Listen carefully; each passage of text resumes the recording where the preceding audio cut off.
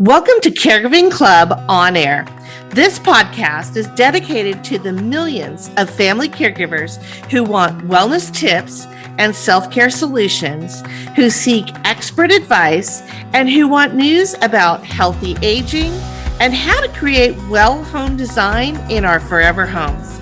I'm Sherri Snelling, a corporate gerontologist, author, and educator, a TV interviewer, host, and news commentator. I'm joining you from Southern California, where our interviews and news take us all across the country to explore the many ways to help you on your caregiving journey and to lift you up here at Caregiving Club On Air. Welcome to Caregiving Club On Air and our December holiday episode, where we're going to focus on the latest trends in age tech products. We're going to take a look at the latest news in sleep science. We also have a tribute to the late Rosalynn Carter.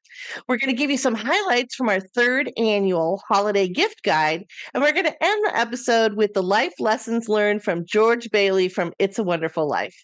I'm Sherri Snelling, your host, and we have a terrific guest for this episode. I was so thrilled to have Steve Ewell, who is the executive director of the Consumer Technology Association Foundation, which is mission is to bring technology to older adults and people with disabilities to help them enhance their lives. And, Steve's organization is very closely affiliated with that big, huge consumer electronics show that happens in January in Las Vegas every year. So he's here to give us a little bit of insight, maybe a sneak peek on some of the trends that we're going to be seeing for next year in age tech products that really help us live longer, healthier, and happier lives. So we're thrilled to have Steve here. Now, on our Caregiver Wellness News, we're going to dive into, first of all, that tribute to the former First Lady Rosalynn Carter. We'll talk a little bit about that. Also, the latest in sleep science. There were some studies that just came out. We know during the holidays, a lot of us don't get as much sleep as we need, so we're going to touch upon that. And then in our Well Home Design News, we're going to talk a little bit about technology in the home and how to help our older adults adopt some of these technologies that they're really interested in. And also looking at how do we harness the 4 hormones that I talk about in my new book, Me Time Monday, the weekly wellness plan to find balance and joy for a busy life. These 4 feel-good hormones have a lot to do with our environment and our home. So as we're gathering for the holidays, I'm going to share a little bit about that with you. And of course, we end our episode, as always, with our Me Time Monday wellness hack, which is going to be on the life lessons of George Bailey from It's a Wonderful Life, which happens to be the last chapter in my new book. So with that, let's take a look at Caregiver Wellness News.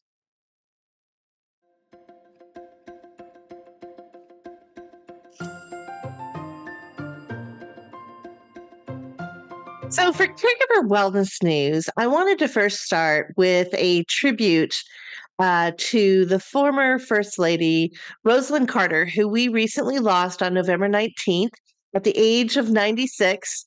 She lived a very long and wonderful life, but more than that, she really was a pioneer in caregiving. Those of us who work in the caregiving world recognize her being the first national figure, really, to not only identify family caregivers as a special population, a special group, doing very special needed activities to care for older loved ones and those who had, disabilities. But she also was the first to really recognize caregiver burnout and talk about things like self-care and also mental health and the impact of mental health to families and also the emotional and mental health impact of caregivers who are caring for someone where, we know that there are a lot of challenges there with emotional health and mental health. And so we really recognize her contributions. She remained a champion and advocate on the national, actually the global stage for caregivers all the way up until the end of her life. And I was really honored. I wrote a tribute article for PBS Next Avenue. I'm going to have a link to that on the episode guide page where I talked to some other national figures who are leading national caregiving organizations who gave me their thoughts on her legacy. And then I also shared a personal story because when I wrote my first book, A Cast of Caregivers, 10 years ago, I reached out to Mrs. Carter, knowing that she was, again, this kind of hero, if you will, in caregiving. And it was a moonshot, for me. I thought, I'm never going to get this interview, but I'm going to do it anyway. I'm going to reach out. And graciously, she accepted and gave me a wonderful interview. And then I interviewed her several times throughout the years. But she, really recognized that there were people who had, a lot of influence, a lot of followers. I certainly didn't at that time, but also those of us who were just in the trenches trying to bring good news to family caregivers. And particularly because of my focus on self-care, I think she's very interested in the book I was writing. So I can't thank her enough for not only bolstering my feeling about, hey, I can do this, and look at, I've got a national figure paying attention, but also the gracious time that she gave me, which was really a gift. And she also did a testimonial for the book as well, which is just absolutely wonderful. And one of the things I wanted to share with you that I also put in the article, and I'll also share my personal blog that I have on my Caregiving Club website with you as well, that gets a little bit more into our personal relationship. But when I asked her about how she finds her me time, her answer was, "Oh, that's easy. It's fly fishing," which she absolutely adored. And of course, she did a lot of fly fishing trips with her husband, former President Jimmy Carter. Uh, Although she would go on her own if he wasn't available. But it kind of brought back, when I learned of her passing, it brought back not only that memory that she shared with me, but also memories of being a kid when my late stepdad taught me and my brother how to fish. And it was just such a serene, beautiful, calming thing to be out in nature and to kind of just listen to the quiet and listen to the ripples of the river and the fish that you might catch and the exciting cheers of these probably little fish. I don't know that we ever got any big ones. But fishing is such, it's one of those things that we can do. It takes us out into nature. It is calming and serene. I know it takes gear, it takes time, and I don't get fishing as much at all in recent years. But I was thinking about it and I thought I need to get back to that, because those are the types of things we do need to bring into our lives to help with that balance and help with that joy. And I was just it was so wonderful she shared that with me. And I just really, really appreciate it. So this is my shout out and tribute to Mrs. Carter. I know she's up there right now fly fishing, waiting for Jimmy to join her. And there's a great quote that I also talk about where they say, people who go to church think about fishing, people who go fishing think about God. And they're very much, I think, connected. So anyway, we just wanted to commemorate Mrs. Carter's contributions to caregivers worldwide, and especially here in the U.S., and her leadership that continues, by the way, at the Rosalynn Carter Institute for Caregivers, which she founded, the first institute that was founded at a university, which was in Georgia. And they just do some wonderful work, research, advocacy, education, a lot of work with employers. And Dr. Jennifer Olson was one of the people I interviewed for that article for PBS. So a shout out to Mrs. Carter. With that, let's kind of switch gears a little bit and talk about some of the latest news in sleep science that I mentioned. During the holidays, I think it's, we've got so much going on, right? There's a lot of social activities, there's a lot of, activities at work, perhaps. We're trying to shop, we're trying to get around and do all the things that we need to do. In some ways, it's supposed to be a very joyful season, which, by the way, for those of you watching us on YouTube, I've got my Joy sweater on right now, which is from my favorite sweater company, Wooden Ships. And people, by the way, which is a company, by the way, in Brazil, beautiful sweaters that they make, which are warm and cozy, but also like breathable. And I tend to get hot, and I live in California, so we don't need the super, super warm sweaters. And this is a little detour for you, but I've mentioned Wooden Ships before in the episode where I talked about coastal grandmother trends, and people said to me, "Oh, do you have affiliate marketing agreement with them?" And I said, "No, I don't. I probably should. I need to get a free sweater out of all these shout outs I gave them." But I do love their sweaters. I've got the Joy sweater on right now that they just came out with, which I really love. So, but speaking about joy, this is a season of joy. It's a season of celebration. It's a season of getting together with family and friends and all of those wonderful things that we love to do. But it's also pretty hectic, right? And for family caregivers, it can also be tough, because it might bring up memories of maybe a loved one that we've lost, or perhaps someone who isn't doing as well, who has either had a diagnosis or who is getting older, and we're worried, will this be the last holiday with them? So it can bring up emotions which are challenging for family caregivers and not always happy. And so what we want to do is we want to, figure out how do we turn that around? How do we bring you back into balance and see the silver linings and, make it a more positive outlook during this season? And some of it has to do with sleep. Very often when we're irritable, when we're angry, when we're, you know, just feeling overwhelmed and stressed and feeling burnout, can be associated with our sleep. And I have a whole chapter, by the way, in my book, Me Time Monday, that talks about sleep. It's really about when you go to sleep, when your body goes to sleep, your brain goes to work. So it's all about brain health and how that, is impacted by good sleep. But the two recent studies that came out I wanted to share with you, I thought were really interesting. So one is that we always say get 7 to 8 hours of good restorative sleep. And people forget that word restorative, right? They're like, okay, 7 to 8 hours of sleep is all I need to do. But the study that just came out talks about how it's also really important to get sleep regularity. And really what that is that's maintaining your circadian rhythms of your sleep awake cycles during the day and not deviating from those. So, for instance, getting up at the same time, going to bed at the same time, regardless of whether it's the weekend or you're on holiday somewhere, you want to maintain your sleep cycles because that is really what helps you get into those. I talk in the book about the cycles that we need to really cleanse the toxins from the brain, do the cellular repair throughout the body that's needed during the night. If you're waking up several times, or maybe you're disrupting that pattern of sleep and you're not getting into the good rest of sleep because your body's all confused, it's like, wait a minute, last few days we've been doing these hours, now you're doing these hours on me.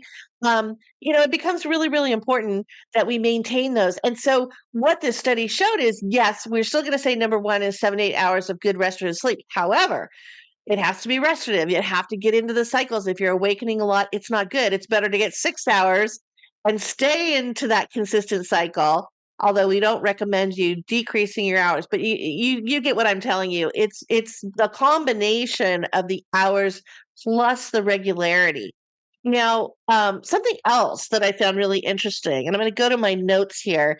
It was another sleep study that was talking about really kind of almost aromatherapy at night. Now, there's been a lot of studies that have been done on olfactory sense of smell and how we can use scents during the day to maybe aid our sleep. We talk a little bit about lavender or things like chamomile tea that are supposed to help you get into sleep. But here's something interesting. This study found that it's actually more impactful to be breathing in scents during the night while you're sleeping. Now, certainly you're going to be breathing them in consistently for hopefully 8 hours that we just talked about of sleep. That's a longer time than spending a few minutes or spraying your pillow, before you get to bed and then smelling the lavender for just a few minutes before you fall off into your deep sleep. So it was a very interesting study. And one of the things that they found is that it helps people not only get to sleep faster, but stay into that deep sleep. Now, the two scents that this study used were rose, so rose oil, and also eucalyptus. We know, for instance, like rose oil boosts your hormones that we call endorphins, which are your pain relief hormones. So that makes sense. Any kind of pains or aches that you've had during the day, that rose scent is going to help boost that endorphin release during your sleep cycles. The eucalyptus is actually more of a calming effect. So it helps with stress. It helps to get your body more calm. So that would make sense. That they didn't study other scents, so we don't know if other scents have the same kind of effect. But I thought it was really interesting. And I think what you're going to wind up seeing now is in the wellness industry, there's going to be a lot more of these kind of safe, maybe diffusers and things that you can use at night. But I did want to share that with you. You may want to even try out your own study during the night using these scents and see if it works for you to help you get some better sleep during this hectic holiday season. Um, and the thing I wanted to just do a shout out before we go to our wonderful interview with Steve Ewell is, of course, we have our third annual holiday gift guide. That's both a written gift guide that you can read on our blog. We'll have a link to that on the episode guide page here for this episode. We'll also do a video version, which we started doing last year. People really like that, so we're going to keep that going. So there'll also be a video version that you can link to and watch off the episode guide page, but we'll also have it on our YouTube channel. So we'll have all those ways that you can watch that. And then, we have three different areas we focus in. We focus in caregiver wellness and self-care type products. We also do great products for older adults, and then we do well home design. So you're going to learn a lot about all of those things and our recommendations. And you can go back and check out our first and second annual holiday gift guides, because the products are still out there and we still love them, but we try to bring you new things every year. So you can check that out.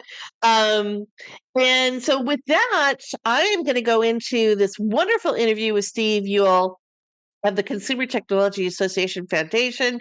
He is really the guru of age tech and what are the trends out there. And maybe he'll give us a little bit of a sneak peek of what we're going to hear about coming out of CES coming up next month in January. As I mentioned, happens in Las Vegas every year. It's the biggest consumer electronics show in the world, and it's where everybody debuts all of their latest, greatest gadgets, services, products, and everything consumer technology. So with that, here's my interview with Steve Ewell. So I am really thrilled to have our guest on this episode, Steve Ewell, who's the executive director of the Consumer Technology Association Foundation, which is related to that big, huge CES show that we all hear about in Las Vegas every January.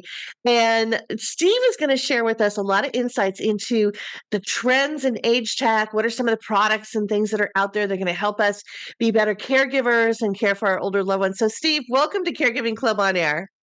Well, thank you, Sherri. I'm really thrilled to be here and excited to have this conversation. There's a lot of exciting things going on, and look forward to talking about it. Well, you're the person we wanted to talk to. You're the guru on what's going on out there, the trends that we're seeing. And, this episode is going to play right before the holidays. So maybe even we'll give our listeners some ideas for some holiday gifts out there that they can get. So, our first question for all of our guests, Steve, is where are we talking to you from today? So I'm in Leesburg, Virginia, which is just a little ways west of Washington, D.C., and thrilled to be here. Yeah, right outside the seat of powder there in Washington. Well, and as I mentioned, coming up in another month in January, right in the start of the new year, we have, I think most people have heard of the Consumer Electronics Show that happens in Vegas every year. There's lots of news coverage on it and all that. Tell us a little bit about your organization, the CTA Foundation, and how you're affiliated with CES. Yeah, absolutely. And I'll tell you, it's a little bit of an alphabet soup with CTA Foundation, CES, but we're all tied together. So the piece that I run is the Consumer Technology Association Foundation, which is the charitable foundation, really focused on giving back.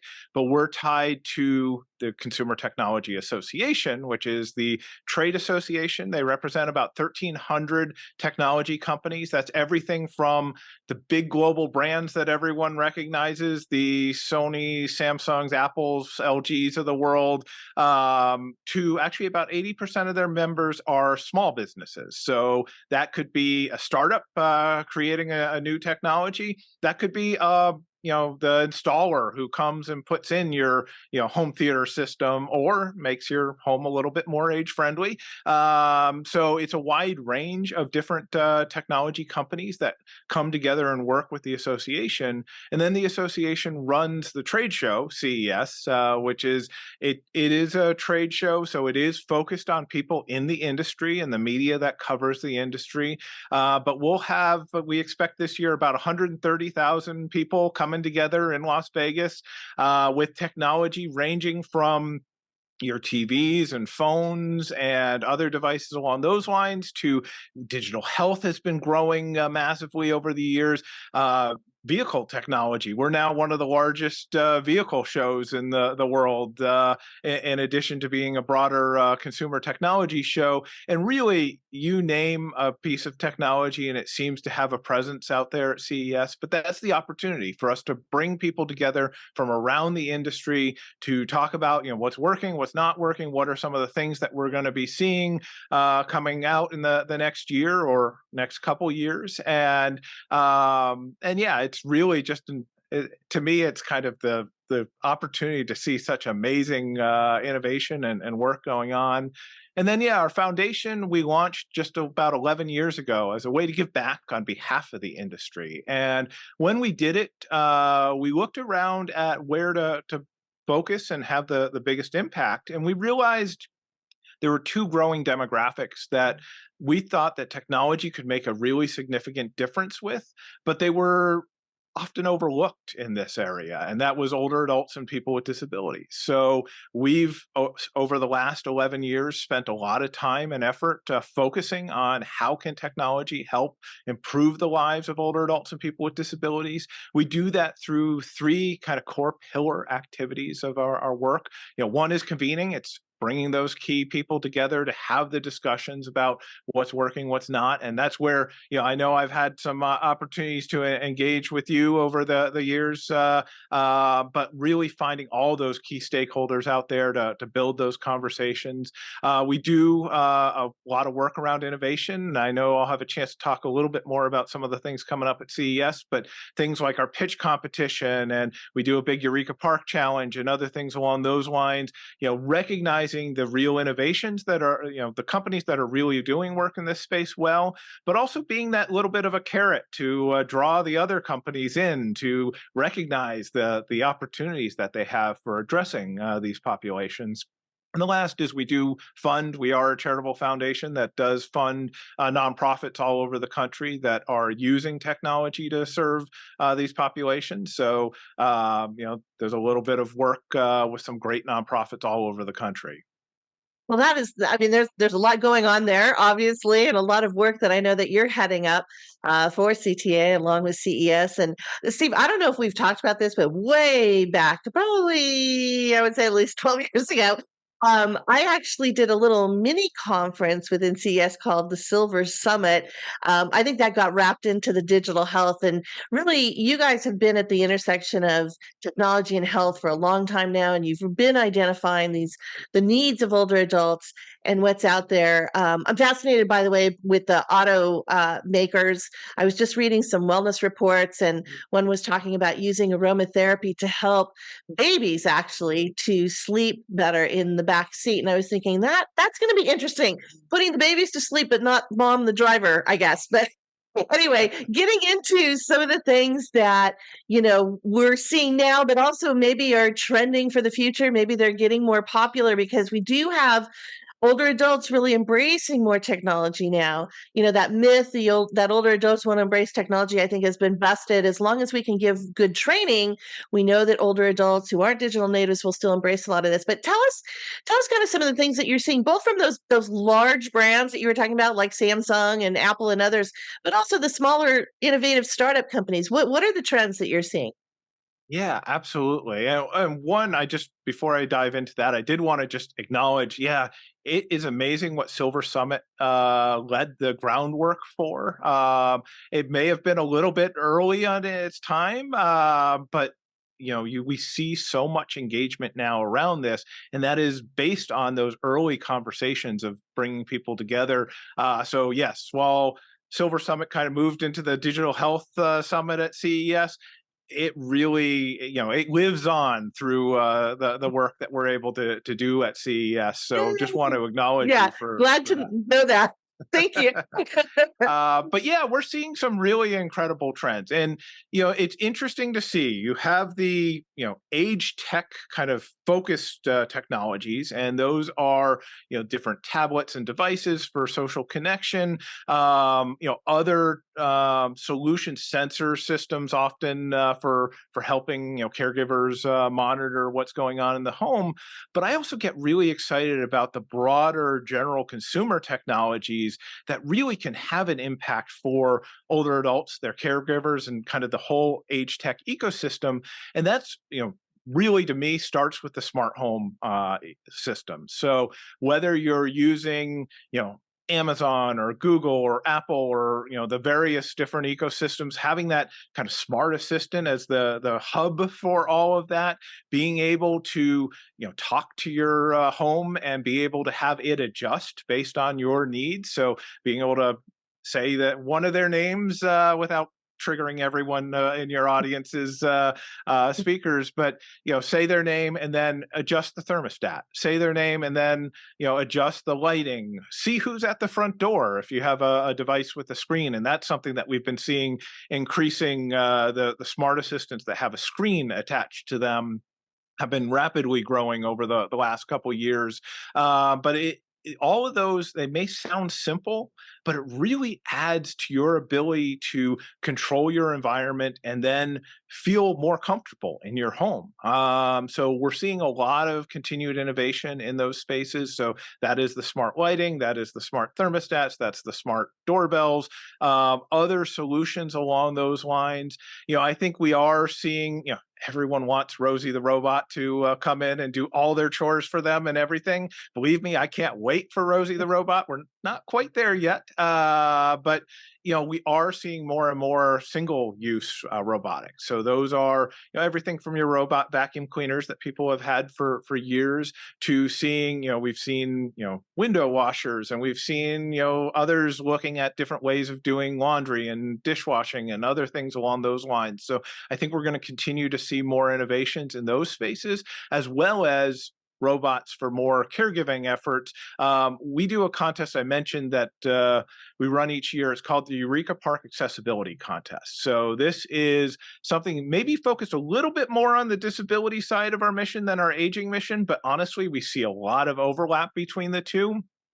We choose 5 companies every year and give them a free booth at CES. We give them a little bit of money as well because it costs money to be in Las Vegas for the week. But one of our winners this year is a company out of Colorado called DreamFace that is creating a robot called Ryan. And I should remember off the top of my head what Ryan stands for, but I'm not going to be able to do that right now. But it's a caregiving robot that can kind of help with various assistants. It can also be that kind of social connection device, helping people connect, with loved ones who are probably all over the world. So we're really excited to see that robot showcasing itself at CES. But we'll also have another winners, Concha Labs, which has a over-the-counter hearing aid device. We have Glidance, which has a smart cane, almost a robot style smart cane for the blind and low vision community for better navigation.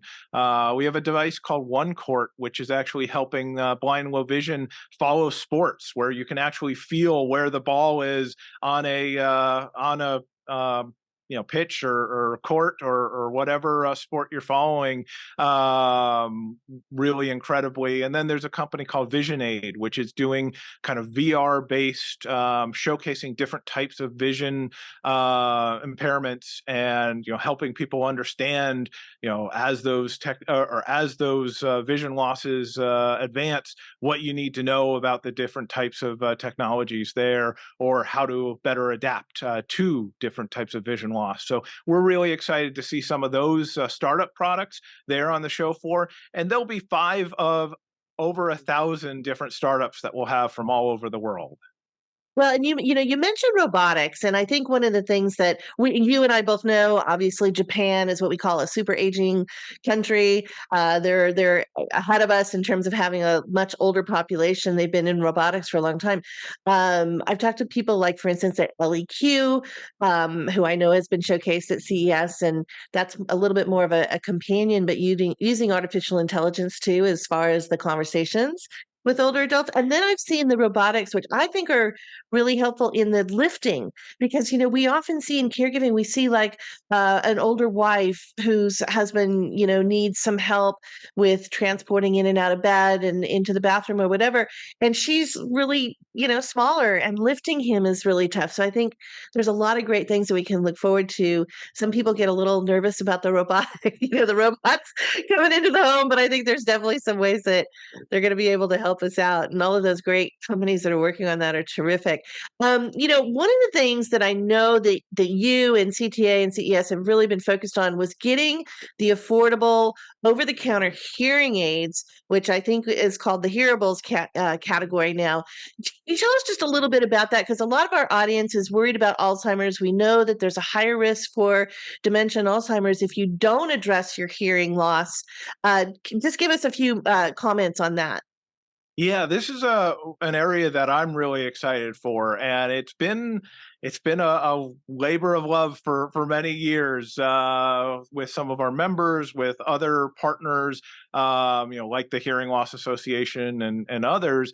But essentially, what we were looking at is creating a category of over-the-counter hearing aids, which are much more affordable than when you go and get your traditional prescribed hearing aid. So this is something that's now a product. We actually just celebrated 1 year of these products being on the shelf, but then they're much more affordable. They tend to be in the couple hundred to $1,000 or so range. So still not just like pick it up at the counter as you're Yeah. checking out.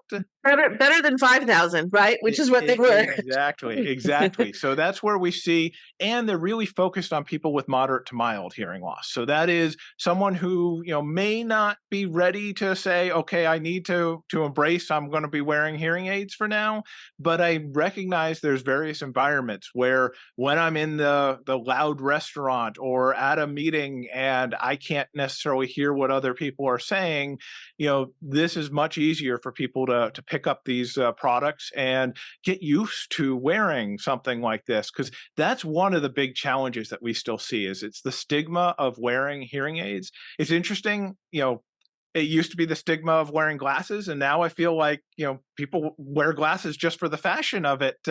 Hearing aids have not gone through that process yet, so people still will avoid wearing their hearing aids because they think, honestly, they think it makes them look old. And as much as we in the aging space like to say that's not a bad thing, that is still a challenge. So there's a variety of companies that are working on this, everything from kind of, big brands that we see out there to some of the small startups, like I said, Contra Labs and others like that that are developing these products. I know retailers are really working hard now on figuring out how to best deliver these products. Where do you go to the pharmacy, or do you go to the area of the store that has like headphones and things like that?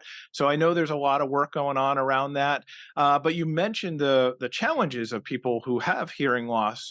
Dr. Frank Lin up at Johns Hopkins just recently published an Achieve study that really showcased the impact on cognition for people who do not address their hearing loss. So this is a critical issue. It's something that really can impact so many of us.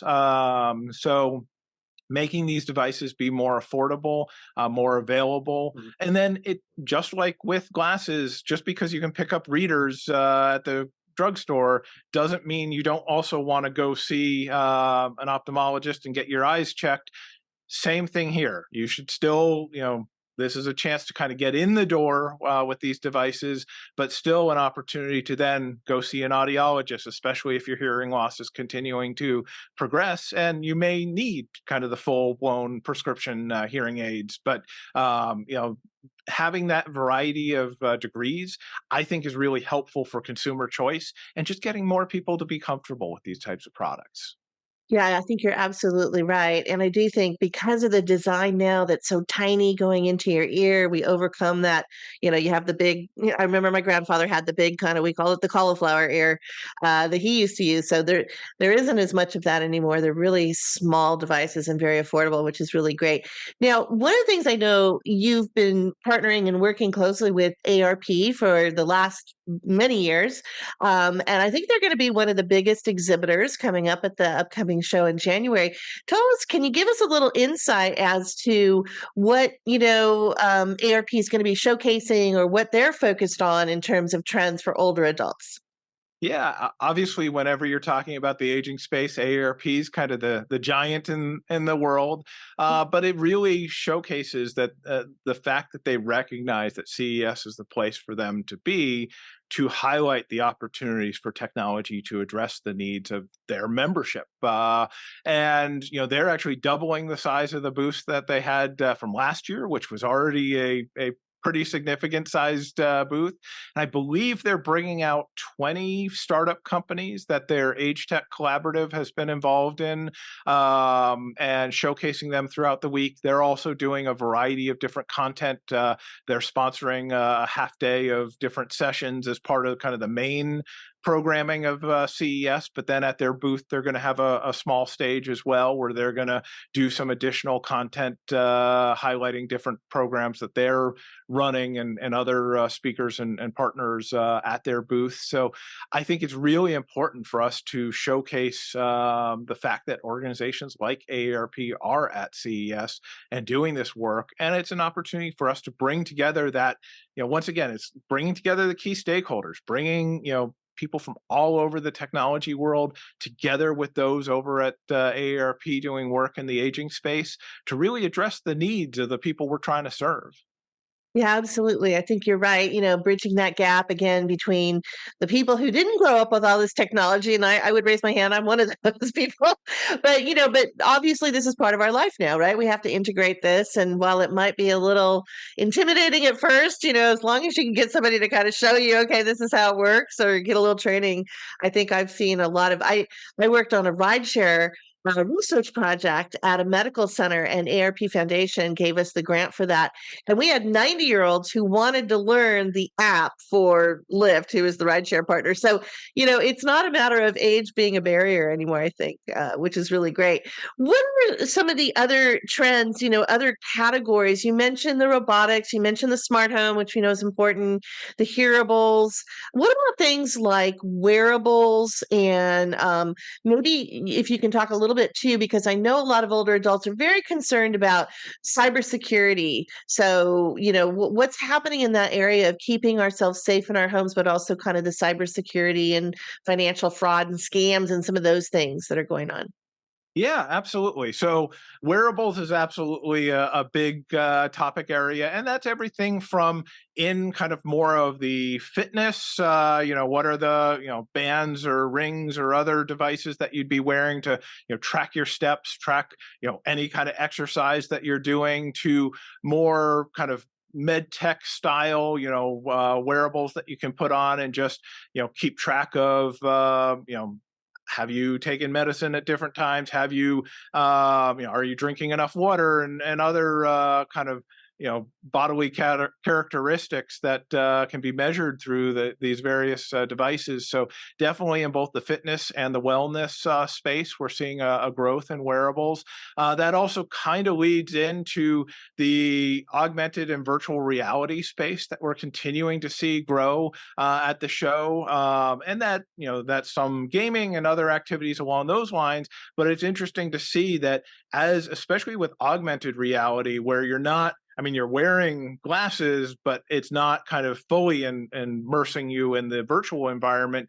You're able to overlay, okay, here's the directions that you need to go, turn here. And it's not just your watch or your phone telling you that. You might actually see, an arrow right up ahead of you on your glasses. So I know there's a lot of work going into that space that I'm really excited to see emerge over the next few years. digital health as a whole is one of our biggest growing areas. I mean, I think even before the pandemic it was, but the pandemic certainly drove home the importance of looking at different ways to keep people healthy. And that's everything from, blood glucose monitors and others along those lines. Abbott has been showcasing that at CES, and I know we'll have a few others with different types of sensors. BioIntelliSense is another one that has done some really incredible work around the wearable sensor space. Um, you know, and then to the cybersecurity, there will be a lot of panels and other sessions highlighting cybersecurity. One of the things that CTA has recently done, and I'll admit I can say just enough to get myself in trouble here, but CTA, working through our standards body, working through our government affairs team, has and working with the FCC primarily, has created what they're calling their IoT cyber label, basically. So just like when you go to the grocery store and there's the label of nutrition on your food, we're looking at creating a label of cybersecurity that can go on any kind of connected IoT style device, Internet of Things devices. This is still in anytime you're working with government partners, there's a whole process as far as getting input and getting approvals. But it's really exciting to see the embrace. Earlier this year, there was a big event at the White House where they announced this labeling program. So I see that as being really helpful for consumers to have a better understanding of how well how will these products be updated and kept secure. How does it interface, what other types of products does it engage with? So I think there's going to be some really exciting things happening there, and we'll see a lot talked about there at CES. I love that. I love the fact that we're going to get some kind of a seal of approval, or this is, it's kind of similar to, the whole drug industry, right? I mean, if it's FDA approved, you kind of have that sense of confidence in things, which is really great. You touched upon one of the areas I've been doing a lot of work in is wellness, and they're calling it well tech. I think at CES we call it digital health, but there's also for the caregivers. We're talking a lot about what older adults need, but whether you're an active older adult, whether you're a family caregiver, there's this whole wellness category of sleep science and biohacking and, some other things that are out there. Are there any trends that you're seeing in that area? Yeah, absolutely. And I think you're right. The needing to address the needs of caregivers is critical.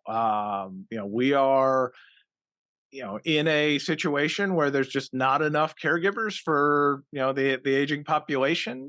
Whether you're talking family caregivers or professional caregivers, both need a lot of assistance, and that's something where we've supported a variety of different, nonprofit senior housing or senior service organizations over the years on adding different types of technologies into the homes that can help with monitoring, especially in situations where, rather than having to be 24/7, if they can be, have just a little bit of a break from time to time, can be really critical and helpful to prevent the burnout that otherwise, I'm sure all the statistics about especially turnover and professional caregiving situations. So so we're seeing a lot of new innovations in this space, and those can be everything from kind of those sensors at home that can kind of help keep track of are people eating, are they getting up and moving about the house, other solutions there. One of the things I find really important there is having also the level of privacy. So it's not just we're going in and putting cameras everywhere and we're going to know what you're doing 24/7 because you might as well be on a reality TV show.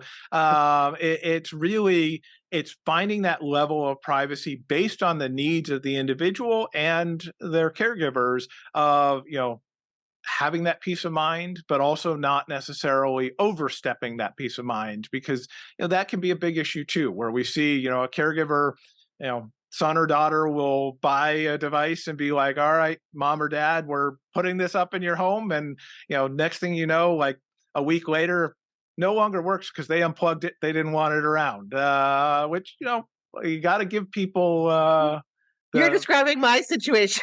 My mom is older and lives alone. She's still pretty, pretty spry, but I worry about her living alone. And we haven't even gotten as far as putting anything in the house. It's like, nope, don't need to be spied on.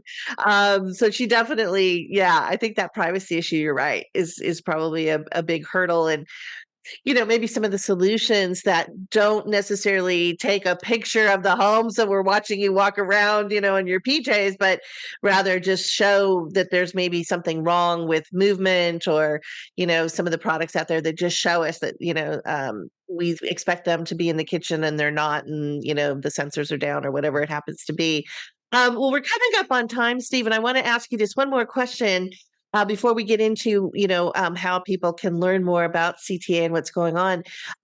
We talk about all of these great innovations, and yet there are some retailers out there. I know Best Buy, obviously, Best Buy Health is doing a lot of work in this area, and some others. But where do consumers and caregivers who are listening really go to find these things? Do they have to go to the individual companies, or what do you see happening in this space in terms of the actual retail environments or online environments that they can purchase from? Yeah, it's an interesting question. We've actually been doing some work with CTA has a set of retail members as well as our smart home division of members over this past year, really working at how do you help the retailers better understand the needs of older adults, especially when in many of those retail situations, the people working on the show floor or on the floor of the store turn over fairly regularly. So it's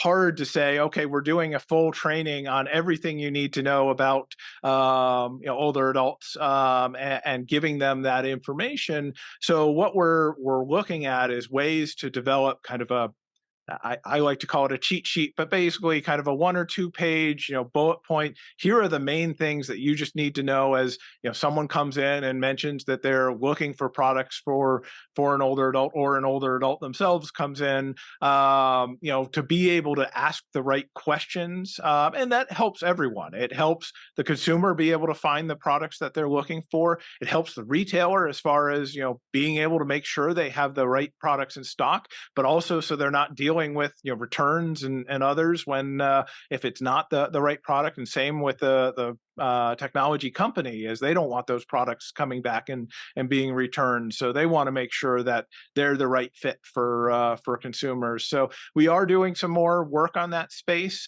There are some retailers that are really good and have been working in this space for a while. Some of the really big retailers that you mentioned and others. But there's also opportunities to engage with some of the nonprofit organizations that do technology education.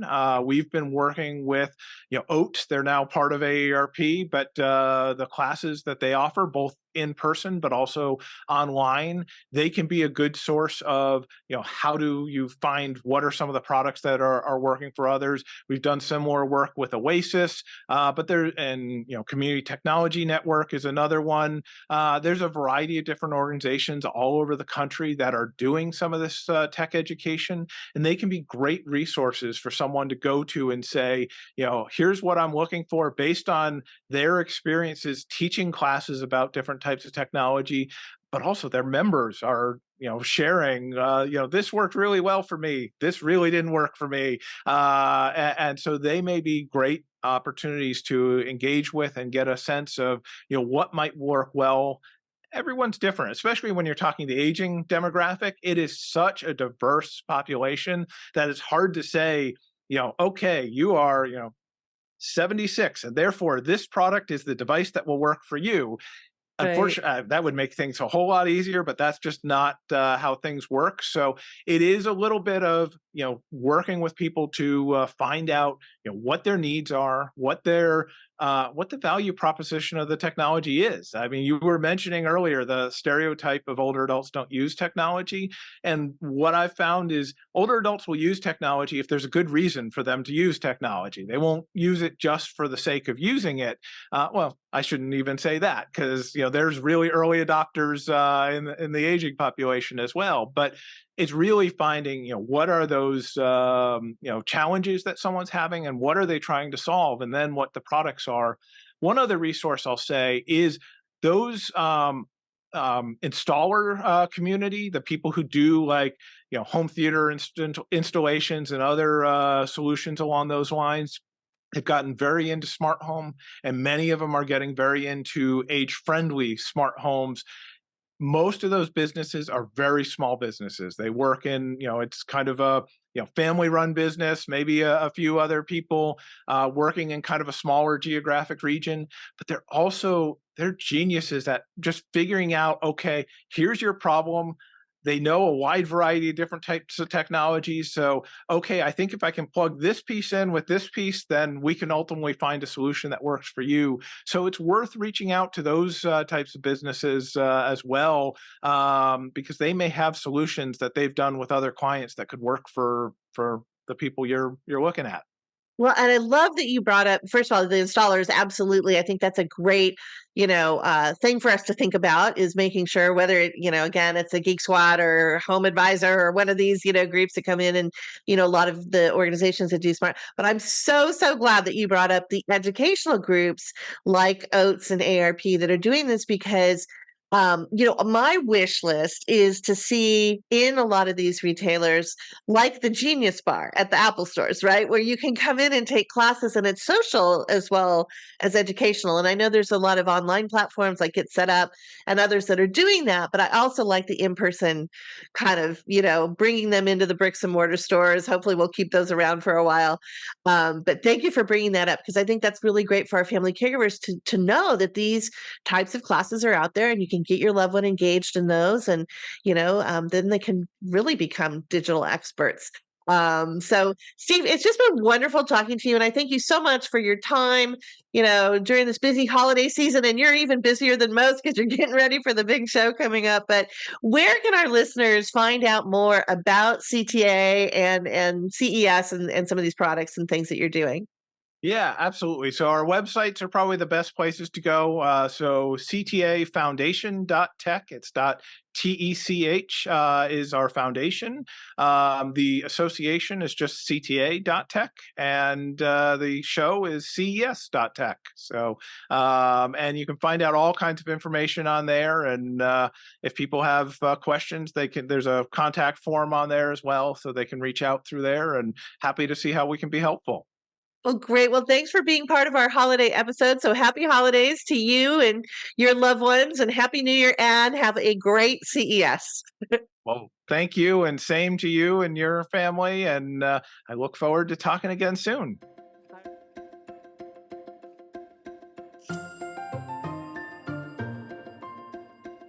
Wasn't that a wonderful conversation with Steve? So many great insights as to what we can use both as caregivers, but also for older adults, and particularly in the home. And some of the other things that he shared with us are so wonderful.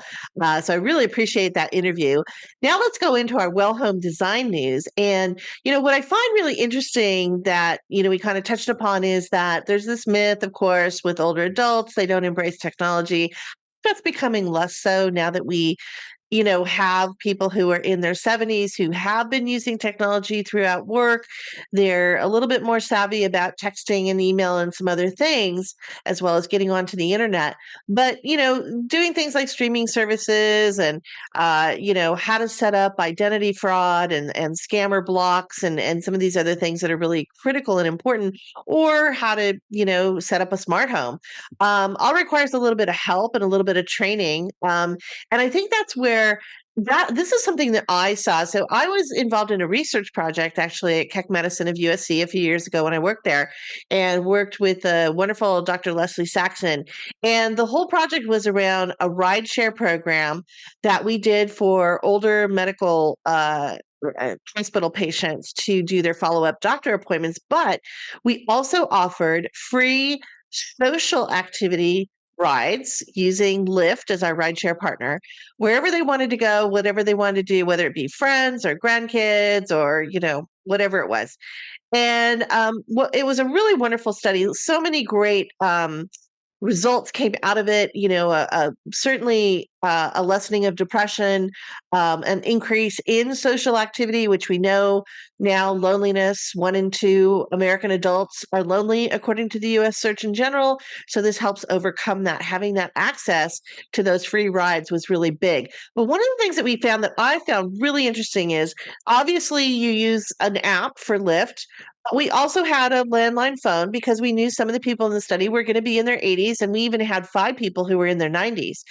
And we wanted them to feel comfortable, connecting with calling up the rides. So we had a landline number dedicated to that. And you know what?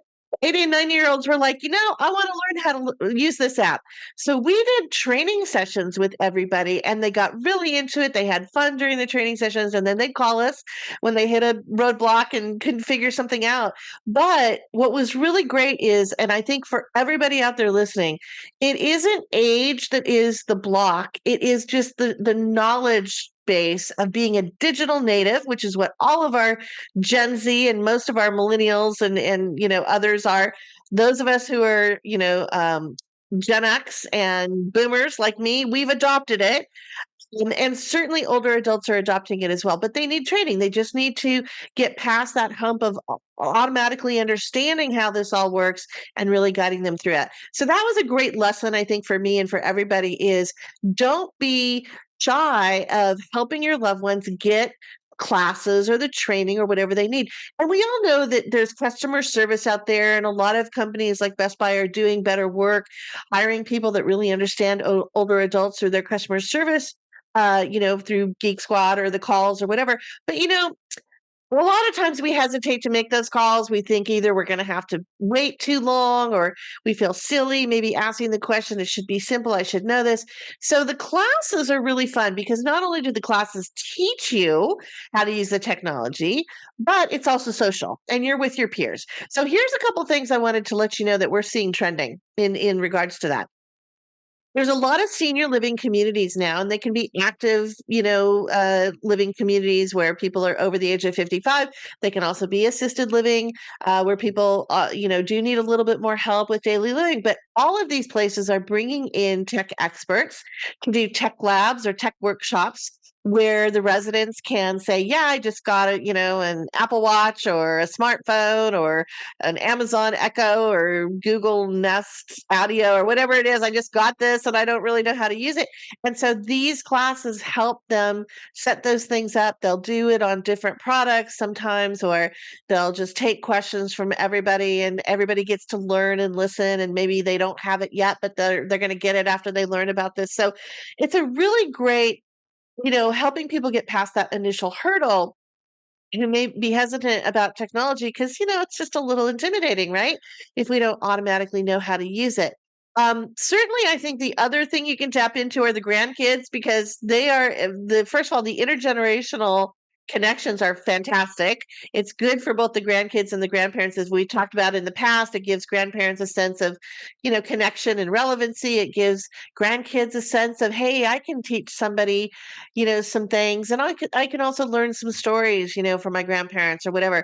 So that's also a very great way for families to do it. But if not, and your loved one isn't in these senior living communities offering these classes, there's still a way to do it if your loved one is at home.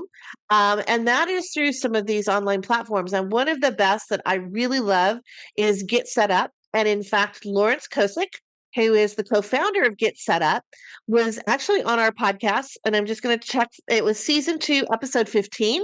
So we're going to have that note on our episode guide page, but you may want to check out that interview where Lawrence really gets into a lot of the details of Get Set Up and the classes and all of that and the social health aspect of joining these online classes. There's also the Oats, which is a nonprofit group that's always done tech classes. They've now partnered with ARP, so ARP is offering a lot of classes. They're actually offering classes to teach you tech, but then they're also offering some quote unquote kind of like a streaming service, and they're either through Zoom. And they did actually say that their number one Zoom class right now is I think it's the stretching class. I'll find that for you. But anyway, so they do some fitness and other classes and things like that. And then there are certainly some other companies out there doing similar things. But the teaching piece of this, I really love Get Set Up. They do a fantastic job. They're also working with a lot of area agencies on aging and state, offices on aging to help get people in the community educated around TAC, older people in the community.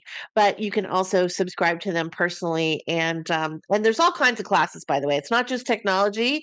You can learn about cooking. You can learn about bird watching. You can learn about learning a new language or a musical instrument or whatever it is. It's just they've got tons and tons of classes, which is really great. So I just wanted to do a shout out to them. I also wanted to quickly, because we're talking about well home design news, I want to talk about our five senses. So, as you know, if you've read my book, Me Time Monday, the book's theme is really about neuroscience, how our brains work, and nature, and how bringing those two things together gives us better balance and more joy in life. And that's kind of woven throughout the book. And I look at all these different elements of life. The other piece of this, though, with brain health, really understanding how that works is to understand the five senses, or what we call multisensory experiences. So, of course, we know, sight, sound, smell, taste, touch, those are our five senses. How do we, tap into those five senses in ways that make our ancient brain, which I talk about in the book, which is really the brain that we had 2 to 3 million years ago out on the African savannah, but we're still living with that brain, and there's comfort sources and soothing activities associated with those five senses that are grounded in some nature elements. So I just wanted to share with you some ideas because it is holiday time. So a couple things, and also, by the way, the other thing in the book that's really big is I have a whole chapter called "The Four Hormones Against the Apocalypse." So, the famous story, which is about the four hormones or four horsemen apocalypse. I bring all the bad stuff. No, no, no. The four hormones against the apocalypse are the feel-good hormones that you want to understand. How do those work? How do they connect with my brain? And how do I use them so I can boost my mood, or I can relieve pain, or I can feel love and trust and bonding, or I can get a dopamine hit of reward in different things. So it's oxytocin for love, trust, and bonding, serotonin, which is our mood booster, endorphins, which is our pain reliever, our natural morphine, if you will, and then dopamine, which is our reward center. But it's also dopamine is connected with how we learn. So I wanted to share some stuff with you. Okay, let's talk about sound. During the holidays, there's lots of wonderful music, and music actually elicits oxytocin for bonding. Also, we laugh a lot, or we should be laughing during the holidays, and laughter boosts your endorphins for pain relief. It can also boost your oxytocin because you're usually laughing with others, so it's giving you that bonding connection. And these are ancient activities, by the way. Music is, again, that was all woven throughout our history as humans, and laughing was a sense of bonding. So think about those things when it comes to sound. Now when it comes to sights, candles and lights bound during the holidays, which is wonderful because, again, don't you feel a little boost when you see the lights out, or you see the candles, or whatever it is? Well, this again goes back to that ancient brain of being out on the savannah and seeing fire, which was warmth, which was security and comforting. So that's all working for us. And what that is doing is that is actually boosting our serotonin, which is our mood boosting hormone. The smells, okay, wonderful smells, right? Whether it's smelling the turkey and the stuffing and everything else. We just had Thanksgiving, so that's all I can think about. But all the wonderful smells of cooking, if it's in your house or a loved one's house, even just in your own house, if you're not the host or hostess, you still want to evoke some of these smells. So a couple of scents of the season that I really love. First of all, there is fresh pine scent, right? That's associated with this season. That's a calming, that's a stress reliever. That scent evokes a sense of calm in our brains. And a lot of it is connected to what I write about in the book about forest bathing and being in the forest. So the pine scents are really great. The other one that I really love is clove, which actually helps with anxiety. So a lot of people do feel a little anxious during the holidays, think about cloves. And there's wonderful different ways, whether it's a candle, a diffuser, you can even get these seasonings, where you put them in a pot and boil them on the stove and it smells up kind of the whole house full of cloves. Really lovely. So think about that. Touch. Okay, so we talked about warm fire. We talked about soft sweaters. Again, shout out to my Joy sweater I'm wearing if you're watching me on YouTube from Wooden Ships. Lovely. Love these sweaters a lot. Wooden Ships, hope you're listening. And but anyway, so soft sweaters and then lots of hugs, right? That's our touch. That's our again, it's an oxytocin, it's a bonding. And in fact, 8 hugs a day boosts your brain health to the point where it becomes neuroprotective. So think about hugs during the holidays. We don't probably do as much hugging outside of the holidays, but let's make the holidays last all year long. So don't forget those hugs. And then taste, of course, savor the season. You know, we are, eating socially helps our digestion. I did a great podcast interview with one of my favorite interviews of all was Charles Spence from the University of Oxford. Check that out. It was season 2, and I think it was during November of last year, but I'll have that on the episode guide page link because he talks about how to use music with dining to enhance the savoriness or saltiness of meal or enhance the sugar when you've actually reduced those things because of diabetes or because of hypertension. He talks about how you can bring that back by using music to trick the brain into thinking that the foods are saltier or sweeter or whatever. Wonderful, wonderful episode, by the way. You really want to listen to that. And then just be mindful of your older loved ones during the holidays. Again, we're probably getting together and gathering. Sometimes families are big, sometimes they're small. But if you have a lot of noise and it's really loud, if you have music and footballs on the television and people are talking loud and laughing, it can actually be a little unsettling and distracting to someone who's older. So let's be mindful of our older loved ones. Let's maybe have a place in the home that's a little quieter where they don't feel disconnected per se, but they can go and maybe have a conversation with just one person or sit by a fire and just listen to the music. And not hear as much of some of the other sounds or whatever. You really want to think about that as well if you have a loved one with dementia, because again, they can be very thrown off by, the loud sounds can be very disconcerting and create agitation. So you want to be a little bit careful about big crowds. You also want to have maybe some comfort sources. So maybe there's older ornaments or photos from the past, and you want to have those around so that they can connect with those and bring back some of those lovely memories of holidays past. So those are just some insights into Well Home Design. And as I mentioned, don't miss our 3rd annual holiday gift guide because we've got a whole slew of products for Well Home Design, which really fit into, environmental wellness and some of the other pieces of wellness that I talk about, the elements of wellness in my book. So you don't want to miss that. And with that, we're going to go into our Me Time Monday wellness hack. As I mentioned, one of the last chapters in my book was called Life is Wonderful. And it was based on the wonderful classic Christmas movie, It's a Wonderful Life, my favorite movie for the holidays. Jimmy Stewart is George Bailey. And so our Me Time Monday wellness hack are the 7 life lessons that George Bailey teaches us about joy. Welcome to our Me Time Monday wellness hack. For this holiday episode, we offer 7 lessons for caregivers from the traditional holiday classic movie, It's a Wonderful Life. George Bailey shows us how to find balance and joy in life. Lesson number 1, lead a purposeful life. When we have purpose in life, we have less time to think about the things we don't have. Purpose gives us focus and fulfillment. For George Bailey, his purpose was keeping Bailey Brothers Building and Loan afloat after his father died. But it wasn't just the business for George. It's what the business did, which was give people a dignified life in homes they could call their own. For family caregivers, your purpose may be in giving the loved one you care for dignity in their twilight years and reminding them it has been and it is a wonderful life. This gift of dignity and caring anchors us in something beyond our personal needs. It is what the psychologist Abraham Maslow called self-transcendence, which is the highest peak in life achievement.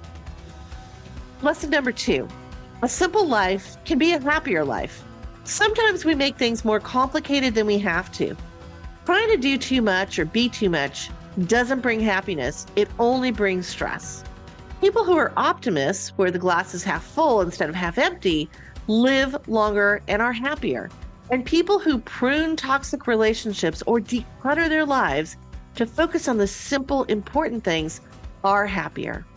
Living in a community where we feel welcome can be comforting to caregivers. It helps to have a supportive environment at home, at work, and in your hometown. After all, none of us want to live in Pottersville. Most of us want to live in Bedford Falls. Having this kind of haven helps caregivers to not sweat the small stuff. Lesson number 3, character, not cash, counts. Remember that scene where Mr. Potter tries to tempt George Bailey to sell his family business and come work for Potter for unbelievable riches and a high-end lifestyle? In the end, George valued his character over the cash. Character is something that is often overlooked these days. We are so worried about how people perceive us that we don't always listen to that internal voice that makes us do the right thing. Social media has helped to exacerbate this need to be admired by others, which often leaves us feeling depressed. Or we feel guilted into doing something that hurts our own health and wellness needs. But it is how we see ourselves which counts the most. For caregivers, making choices that align with your values, your abilities, and your availability are key. Sometimes saying no is not a bad thing. Take a tip from George Bailey. Don't sell out your character and your own needs, no matter how tempting. Lesson number 4, everyone needs at least one confidant in life. Harvard University has conducted the longest running study of why certain people live longer and healthier and happier than others. Amazingly, it is not nutrition or more exercise or how much money you make. After 85 years of research, Harvard scientists have been able to identify the secret to longevity, and it is this: having quality relationships and at least one confidant who always has your back. For George, it took the angel Clarence to show him who his confidant was throughout his life, his wife, Mary. She loved him for richer or poor and always backed his play no matter how dark some days seemed. Your confidant may be your spouse or partner, or it may be a lifelong friend, a sibling, or an adult child. It doesn't matter who it is. It just matters that no matter what problems you face, you have someone you can turn to for strength and support. Lesson number 5, reflect on how your life has meaning. The big theme of It's a Wonderful Life is that one life touches and influences so many others. The angel Clarence helps George in the depths of his depression and hopelessness to see how the little things he did, like rescuing his kid brother from the frozen pond, understanding how the druggist Mr. Gower's grief could have meant a fatal mistake, staying behind to keep his family business together even though he sacrificed his dreams for adventure, made big differences in many people's lives. Positivity psychologist Martin Seligman said, "We have 3 phases of life we can choose from: pleasant life, good or engaging life, and a meaningful life. The meaningful life is the one caregivers are leading, where you use your virtues and abilities to help others. That in turn helps you live longer. But just like George Bailey, caregivers can overlook their own small contributions that have big impact. Family caregivers need to know that the care they provide has larger meaning. It has personal meaning for many in that we are honoring the love a parent or grandparent gave us. It has meaning for the person receiving the care to know that they are loved and not alone. And it has meaning and monetary value to society, a whopping $600 billion in the value of the unpaid care. That is more than the revenue of the top retailer, Walmart. Like George, what you do as a caregiver counts for more than you know." Lesson number 6, life's sacrifices can be life's rewards. Nothing delights George more than to find Zuzu's petals in his pants pocket when he had feared the life he thought was worthless was lost to him. Zuzu and her petals became his touchstone to a wonderful life he couldn't wait to get back to. It is also a touchstone to nature, showing us that small wonders of nature can be healing. Like George, caregivers make a lot of sacrifices in order to care for their loved ones. But in this sacrifice of providing love and care, there are many rewards. Caregiving does have silver linings. Maybe it is the conversations we take the time to have that we were too busy to have before. Maybe it is building our empathy and compassion for those more vulnerable than ourselves. Or maybe it is realizing who you are through an experience you did not expect or plan. Caregiving can seem like a sacrifice, but in the end, it can also bring rewards. And lesson number 7, no one is a failure who has friends. It's a Wonderful Life shows us that life can be imperfect and sometimes that can be wonderful. In the end, George Bailey realized he was the richest man in town. But it wasn't about how much money he made, it was about his social convoy, the circle of family and friends that he could count on when times got tough. Relationships are what matters and what makes us rich in life. I hope you enjoyed this Me Time Monday Wellness Hack. Each episode of our Caregiving Club On Air podcast features a new Me Time Monday Wellness Hack. You can find these and more in my new book, Me Time Monday, the weekly wellness plan to find balance and joy for a busy life, or visit MeTimeMonday.com or CaregivingClub.com. We hope you enjoyed this episode of Caregiving Club On Air. Please hit the subscribe button to listen to us on our newest channels, Amazon Music, SiriusXM, iHeartRadio, Pandora, as well as Spotify, Apple, and Google Podcasts, and other listening channels. Check out all the resources and article links on our episode guide page at caregivingclub.com. Just hit the podcast tab at the top and email us with comments and questions at podcast@caregivingclub.com. Thank you again for listening. Merry Christmas and Happy New Year. Take care and stay well.